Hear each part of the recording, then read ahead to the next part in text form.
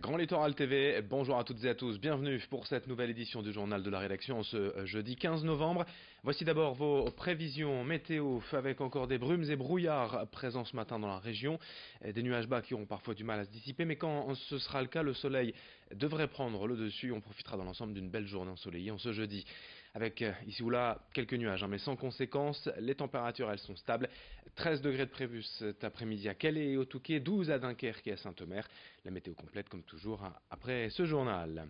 Pour démarrer cette édition, d'abord à l'occasion du centenaire de l'armistice du 11 novembre 1918, la médiathèque de Blériot-Plage présente actuellement une exposition intitulée La Grande Guerre sur terre et sous la mer, visible jusqu'au 24 novembre.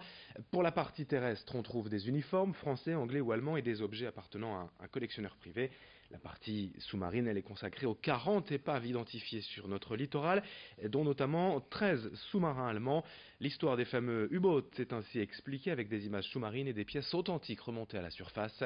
C'est à la médiathèque de Blériot-Plage jusqu'au 24 novembre et explication au micro de Marine Kijek. On m'a demandé de présenter des choses qui étaient présentes sur le front en 1918.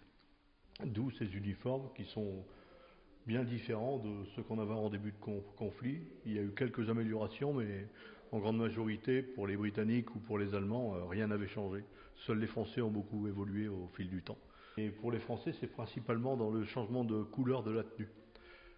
Il faut savoir qu'en 1914, nos anciens ont chargé avec des pantalons rouges qui étaient visibles à des milles à la ronde. Et en fait, ce qui s'est passé, c'est qu'ils se sont fait décimer par les mitrailleuses allemandes dès le début du conflit. Donc en 1915, on décide d'adopter une nouvelle tenue qui est la tenue bleu horizon, dont on peut voir des exemplaires ici derrière.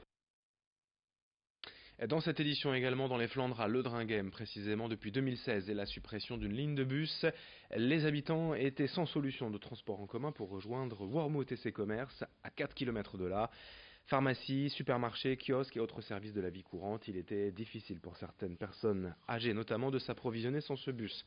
Mais depuis février, la mairie de Leudringhem a investi en faisant l'acquisition d'un véhicule, une navette pour permettre à ses habitants d'aller à Wormhout chaque semaine tous les mercredis matins. Le trajet coûte 1 euro et fait régulièrement le plein. Explication au micro de Louis Caillé. Nous avons bénéficié d'un bonus écologique de 6 000 euros, à savoir qu'au départ, c'est un ENV 2000 équivaut au départ 33 000 euros.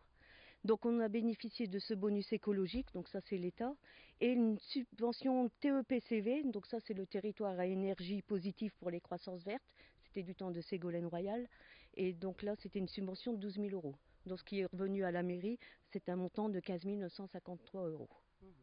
Donc on a été bien aidés. Et ça nous a permis de financer donc ce véhicule.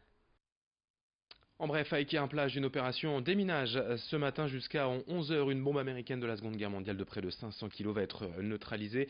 Un cordon de sécurité de 400 mètres est donc mis en place. Des riverains doivent évacuer de chez eux. Et des déviations et restrictions de circulation sont prévues.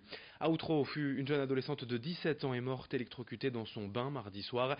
C'est son téléphone portable branché sur une rallonge qui pourrait être la cause du drame. Une enquête a été ouverte. Et puis le Premier ministre Édouard Philippe et 7 ministres sont aujourd'hui à Dunkerque à l'occasion du deuxième comité interministériel de la mer, l'occasion d'évoquer la transition écologique, la pêche électrique, l'éolien offshore ou encore la submersion marine.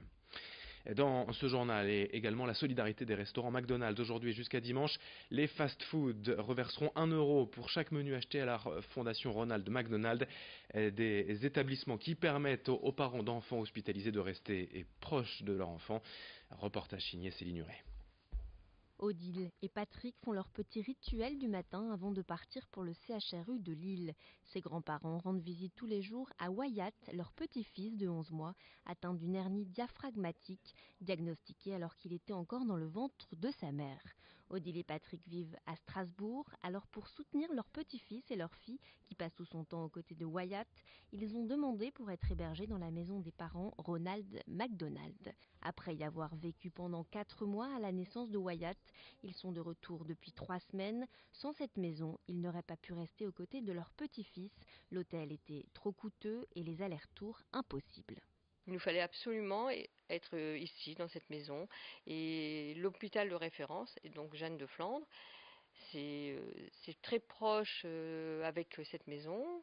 Et c'est un réconfort, c'est une vie, c'est notre vie, on est là à côté de Wyatt, on est là à côté de notre fille. C'est merveilleux d'avoir ce lien qu'on peut avoir. On essaye de partir tous les soirs à 18h pour lui faire comprendre que c'est l'heure qu'on doit partir.